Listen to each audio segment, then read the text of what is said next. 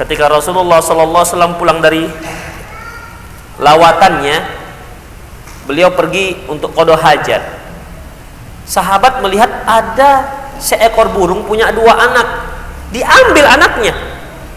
Otomatis burung ini kan ngikutin sahabat ini, ya, ngikutin sahabat ini, dia merasa terganggu. Di saat itu Rasulullah datang.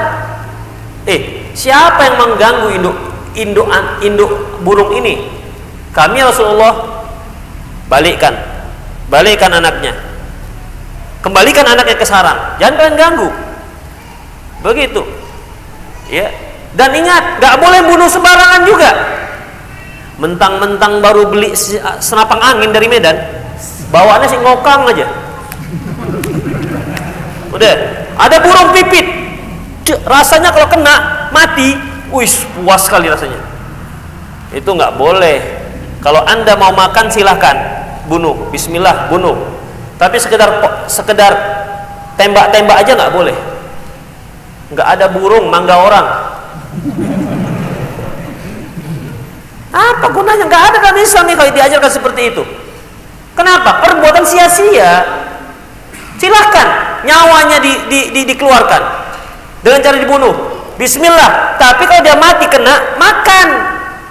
Tapi kalau hanya sekedar dibuang, akan dipertanggungjawabkan di hadapan Allah Subhanahu wa taala. Itu nyawa loh. Demikian ikhwatiddin rahimani Allah wa iyyakum. Baik. Kemudian demikian juga dengan ibadah yang mahdohnya. Ya, baik dia berupa salatnya, berupa puasanya, berupa zikirnya, berupa baca Qur'annya, semuanya itu diatur dalam Islam. Supaya apa? Supaya kaum muslimin gak bingung.